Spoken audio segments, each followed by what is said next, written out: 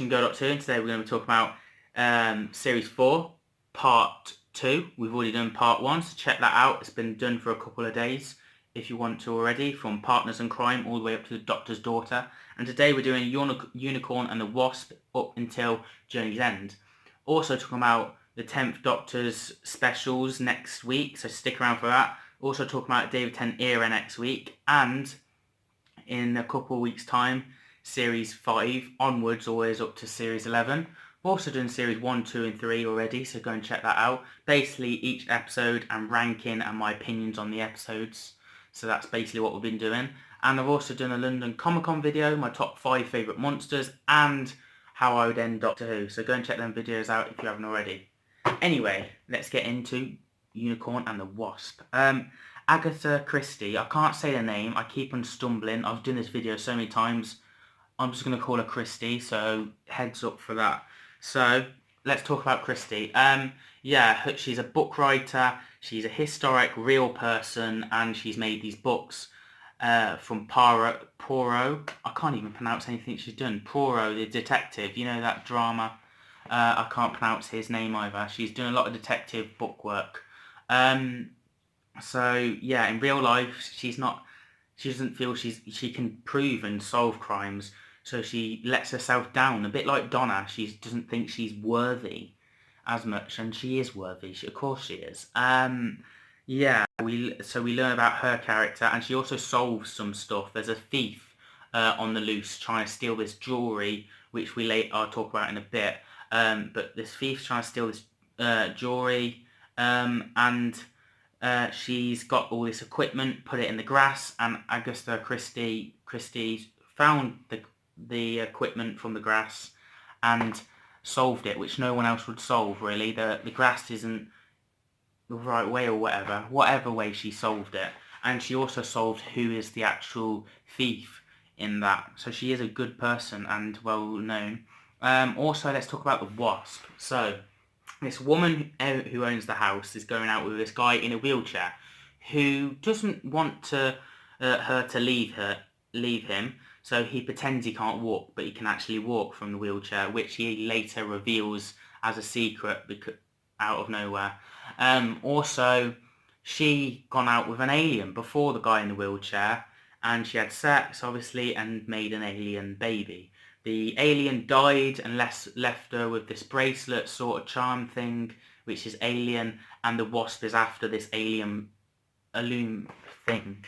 And this alien kid is human form, and he's basically, he's been human until he suddenly starts shapeshifting. His DNA got broken when he gets angry in the church because he's a vicar, and he sees these people stealing stuff from the church, and he gets so angry he turns into a wasp. He transforms into this alien being, and that's how the murder mysteries has come out in this episode. A lot of people getting killed, we don't know who it is after the murder mystery. Leading on with the Doctor and Donna coming into the mix of it, they find themselves, and Donna's doing some accents. It's really funny. I love in the dynamic, and it's almost friendship. There's a lot more friendship than love. You know, with Rose, I love you, Doctor, it's Donna being a mate, and that's it. And, of course, they do have a kiss because the Doctor gets poisoned, but there's not much to that, you know? Yeah, and there's quite a funny scene trying to work out who's done it, and the 10th Doctor's pointing fingers, and he points at Donna. You did it. And Donna's like, eating, like, who did I kill? And then the 10th Doctor's like, no, you didn't kill, but you made me think of this, so it's you. And then the guy reveals he can walk from the chair, and then it's like, but then you led me to her, and then, yeah, we find out that the vicar is the Wasp person, the long-lost son to this person who owns the house. Yeah, all timey-wimey. It's a fun little episode where the Wasp is killing people, the 10th Doctor's chasing the Wasp, the Wasp turns into a normal person, all that sort of jazz. Yeah, an 8 out of 10. It's an alright story. I really enjoyed it. Silence in the Library now. Yeah, and the Forest of the Dead. So, River Song, let's talk about her. She is an amazing character. As we all know, in the future, with Moffat writing this story, he's got a lot planned for River in the future. This is her last appearance, meant to be her death. but actually it's her first appearance to us and the Doctor. The Doctor doesn't know who she is. They met at the wrong time. She called for help, got the Doctor too early in his time stream. The Doctor, and we learn about River. She has a sonic screwdriver. She knows the Doctor's name, and there's a lot of mystery about her. And married, the Doctor's wife. We learn a lot about her and her mystery and how much the Doctor will trust her, which scares the Doctor. I actually love the library scenes, but there's this scene with the cow, the woman, this little kid, she's called Cow or whatever, and it's an archive footage thing. She loves books, she was dying, so she got uploaded into this archive system, which is in the moon, and she's called Cow, or whatever the system's called, and Dr. Moon is checking up on her and stuff like that. I really didn't find it interesting. I found it really boring. So I was not bothered about her. And Donna was returning quite a lot. And the person, Donna gets killed off, basically. Killed off with exclamation marks. She has a dream world. So she's in the dream world. She has kids. That all the kids in that world look the same. As soon as you reveal and you notice things, and Dr. Moon can control her, you went to go fishing. Suddenly the fishing place, there's worlds going really fast and different to the other. But I was mainly focused on the library scenes. I just love the library. I think the cow scenes and the Donna's dreams are a bit boring. So basically River's crew arrive and meet Donna and the Doctor. The Doctor's trying to warn them off, but obviously it's River. She's not going nowhere. And the crew's not either. The crew's a bit boring. They have this nice little girl, and she's getting took about because she's a bit clumsy. So she goes and wanders off and gets herself killed, which leads her into the dream when Donna dies to warn her, and her face is all messed up, which is weird and scary. Then we have the cliffhanger as well. I'm jumping a bit. It's like River's timeline, really. Donna gets killed, and the cliffhanger with the Doctor almost getting touched by these shadow creatures. That's a nice cliffhanger. It worked well. So the shadows are moving about, making shapes, and when they kill someone, they can use their bodies and speak and walk up and get you, really. That's quite scary and new. We can see the skeletons. They turn into skeletons like that because they feed and eat off you so quickly. And they are on Earth, apparently, from the 10th Doctor, which is quite scary. The library's been breached as the warning is sent for the Doctor to come to this place. It's full of books, but the library, the forest, basically, they're in the forest, and then the shadow creatures are in the books because the forest gets cut down into books to make paper from the trees, of course, and making the library the forest. And it's like that. It's really interesting and fun. I'm going to give the first part a 9 out of 10. I really loved the build-up, even though we got a lot more cow, which was a bit but it still builded up well. Moffat made it well. And 8 out of 10 for the second part. Overall, an 8.5 out of 10. Really enjoyed it. And Rose made an appearance. Really? Yes, and now we're on to Midnight. Yes, 9.5 out of 10, just giving that straight off the bat, because Donna wasn't in this episode. She wasn't at the beginning. She's having a nice, relaxing, someone doing massaging and putting a face mask on and stuff, where the 10th Doctor's on an adventure. And for Turn Left, the 10th Doctor's doing this episode, while Donna is actually in real life, the Catherine Tate, she's filming Turn Left, so they're doing it at the same time, simultaneously. There's a little quick, easy reference you probably already knew. Midnight had all these amazing, fun characters. There's a person from Benidorm, there's a person from EastEnders, and there's a comedian, and a load of others that I'm not sure on, but they're all familiar faces, which helps with this. There's basically the whole episode's in this little room, and it's contained. I'm going to call it a train. It's not a train, but I'm going to call it a train.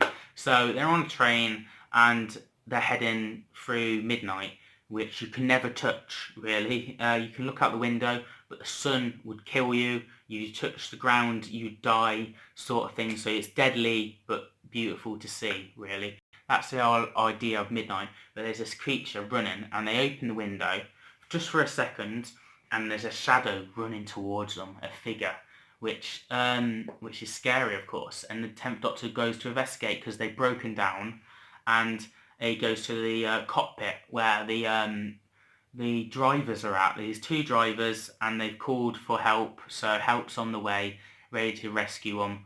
But the 10th Doctor gets sent back to his seat, and the cockpit gets destroyed and disintegrated. So the drivers are dead, and these people are left waiting for transport to help them.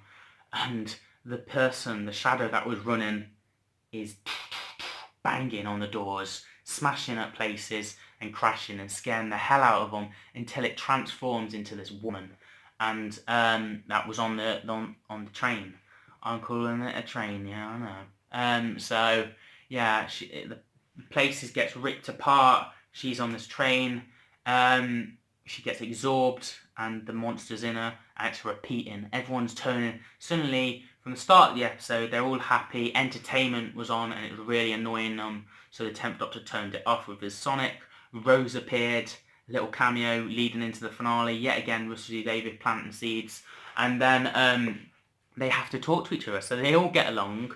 We've also got the person from Merlin, the person who played Merlin as the main character. He was fun, and Gothic and had a different role to play, and they're all getting along and talking. And then obviously when this disaster happens, they all turn against each other and calling each other names and who's the best in the room and stuff like that. And the 10th Doctor doesn't handle this that well. He's like, I'm the smartest person in the room, so she can't go near me. And what makes you so smart then, Doctor? And stuff like that. And they're all nitpicking and having a go at each other. It's all interesting. The Doctor can't handle the conversation, which is a first, really. And it scares the Doctor. And then she starts copying the monster that's absorbed into her. She starts copying people's saying, so the Doctor would go, Martha Jones Mickey, and then that would repeat Martha Jones Mickey. And at some point he was copying everyone, and then it stopped and started only copying the Doctor and getting ahead, jumping. So before the Doctor would even say something, it would say it. And it changes the Doctor. He's stuck, he's trapped, and now he's copying everyone else. He is the problem that everyone sees, even though it's the woman. The monster's still in the woman, and the person who is in charge, the only person left that's in charge is the, like in planes you get them people like, please take a seat and stuff like that. Them people, hostess. The hostess knows that the woman is still evil, so she jettisons out with the hostess and sacrifices herself to save everyone. So she gets rid of the problem. The 10th Doctor turns back to normal. He's scared as well because everyone almost turned on him, threw him out. So they all jumped at the 10th Doctor, and that scared him. And then it was an awkward 20 minutes until their rescue. And then he goes back to Donna, and it's the end. And it was so good. I would have to give this a 9.5 out of 10. Yeah. So good. Such a good episode. Really interesting. Now we've got Turn Left. Turn Left is such an amazing episode. It's a change, really. We learn about Donna's family. I've met Donna's family. I've met Donna's mom in real life, and she said this was her favourite episode, so that's nice to know.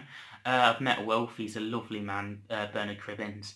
And I'm meeting Donna and the 10th Doctor and 11th Doctor in December at Wales Comic Con, unless they don't decide they can't come at Wales Comic Con, which I hope doesn't happen. But yeah, I'll be meeting the whole Donna family by then, I think. But yeah, anyway, back to the story. Wilfred's so lovable. He's got these Christmas things on, and Donna's life has gone tragically wrong. She turned left. She turns the wrong way. She has this beetle on the back. 10th Doctor, she walks off from him by accident, and she has this reading, and this woman puts a beetle on her back and makes a change decision. The Trickster Brigade, which we've heard from Sarah Jane Adventures, we understand what the Trickster is. it makes you make a different decision, and it feeds off that. Yeah, so Donna makes a decision to never meet the Doctor, which she didn't know she was making the decision, and suddenly the 10th Doctor needed Donna. In the Racnoss episode, he went too far and died because she weren't there to stop him, leading into other adventures like Martha Jones sacrificing herself in the Shadoon episode. Sarah Jane also died in that episode with her friends that always help, and Torchwood sacrificed themselves for the Sontaran episode. And yeah, there's so many people dying in this episode who we know are Doctor Who companions, which is tragic to see. But it's so interesting to see as well the life without the Doctor and the world's in despair. America's messed up with the fat creatures walking around. Half of her people have died. Also, we've got Earth.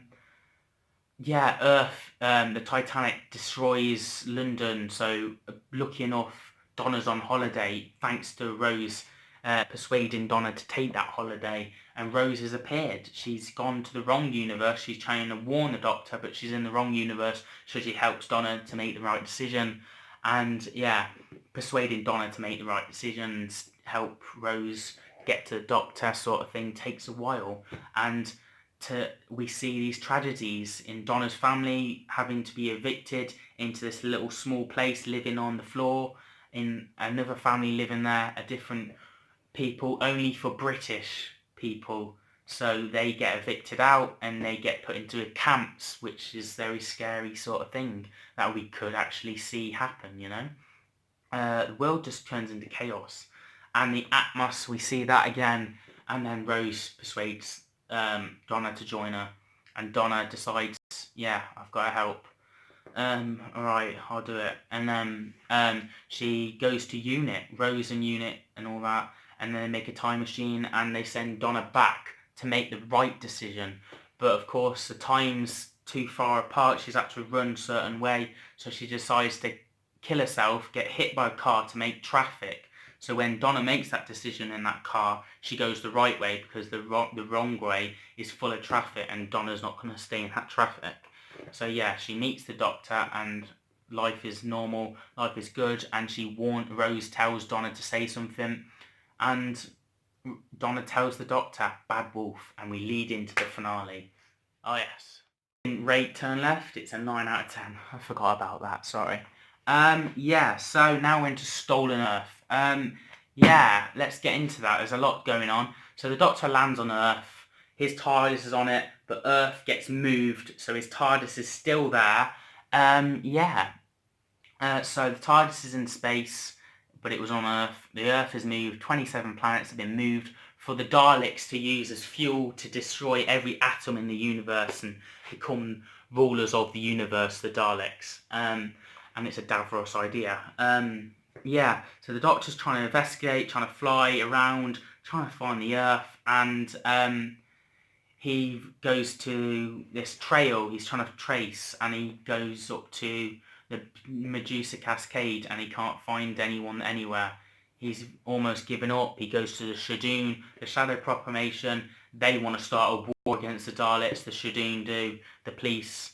But the Doctor finds out it's to find this bee trail, which leads them nowhere. The bees are disappearing. Yet again, Russell T Davies planting seeds. The Bad Wolf, Rose, the bees disappearing, something from the dark, you know, all these little things that are leading up to the finale have paid off.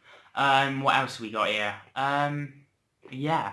So next up is the Doctor finally getting a signal, which we're leading to Earth now. So Earth, we see Unit getting destroyed by Daleks. Daleks spaceships are destroying Earth. Rose has returned to Earth finally, and she has this massive gun. These people are stealing stuff from shops, taking advantage, and Rose doesn't like that, so she threatens them to get lost. We also see Donna Noble's family getting almost exterminated. We see people on the streets fighting back against the Daleks and getting exterminated. We see Donna's family, Wilf, shooting with a paintball gun, and Rose saves Donna's family from getting exterminated and waiting for the Doctor. We also see Mickey and Rose's mom just saving Sarah Jane, which we'll get into in a minute. So Sarah Jane adventures. Yes, we've got Sarah Jane and Luke and Mr. Smith, and K9 gets a little cameo at the end there. That's quite nice. And yeah, she's trying to find the Doctor, and Torchwood is doing the exact same thing, trying to find the problem. And the Daleks are taking on and killing everyone. And Harriet Jones, former Prime Minister, yes, she's back, but she has a signal. She talks to the Doctor's companions. They're all on the screen. Martha Jones, working at UNIT, teleports away, teleports home, and suddenly sees they've got this all live video chat, and they're talking about how they can get to the Doctor. Phone call, signal, everyone phone in at once. So Harriet Jones sends the signal. The Daleks trace the signal to Harriet Jones, kills off Harriet Jones. The signal now goes to Torchwood. The Daleks are heading for Torchwood. Sarah Jane's off to find the Doctor. Sarah Jane gets caught by Daleks, and Captain Jack teleports to the Doctor. The Daleks are ready for Sarah Jane. Mickey and Rose's mom, Jackie, save Sarah Jane, and then we've also got Martha Jones heading to Germany with the Dalek scene. Daleks speaking German. Yeah, the Daleks are based on the Nazis, so that's quite a nice iconic scene to see. Then we've got also the cliffhanger now. The Doctor's found the signal, the phone signal, lands on Earth. The Daleks know that's happening. The Daleks are coming for him. Yeah, then we've got this scene where Rose and the Doctor meet up. They run at each other, and the Dalek comes out of nowhere and shoots the Doctor. Oh my god, couldn't it have shot Rose? I mean, seriously, I do not love the love dynamic. I mean, I like Rose as a friend, but nothing more than a love life. You know, the Doctor shouldn't love a companion like that. Maybe River Song, but that's max, you know? So yeah, we have that dynamic, and the Doctor's regenerating. Captain Jack teleports out of nowhere, shoots the Dalek. Donna, Rose and Captain Jack get the Doctor to the TARDIS, ready to regenerate. What a cliffhanger. I remember that cliffhanger as a kid, and we talked about it at school. It was such a nice little scene to see. Yeah, then we've got the second part of the story. The Daleks bring the TARDIS up to Earth. Mickey and Rose's mom, Jackie, have saved Sarah Jane, and they surrender, get teleported to the Dalek spaceship. They're ready for testing. Captain Jack, Rose and Mickey and Captain Jack, Rose and Donna and the Doctor have to get out the TARDIS to the alien spaceship. Donna stays in the TARDIS, gets jettisoned. She's hearing this heartbeat throughout this two stories, which is the Metacrisis Doctor. So basically the Doctor's regenerating, he regenerates into the hand, making a Metacrisis Doctor, and quite a different, interesting thing to see. Yeah, we see the Doctor scared and saying goodbye to Jack and Rose and Donna. She's like, you were brilliant and you were brilliant. I quite like that. It felt like an ending. It felt like a scary factor. It felt like the world was in danger. Yeah, then we have the confrontation with Davros as well from the other part leading into play. Davros takes them all. Captain Jack's not happy, shoots a Dalek. The Dalek exterminates him, and Rose knows now he can't die, and that was quite a nice scene to see.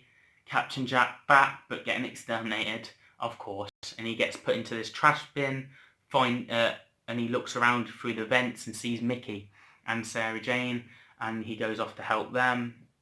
The humans are getting tested and turned into dust, ready for the planets to turn into dust for fuel to destroy everything. Yeah. Sarah Jane has this warp star ready to blow up the Daleks, and Mickey and Captain Jack scene was quite nice. That's beefcake and jokes and stuff, and the respect Captain Jack had for Sarah Jane was quite nice.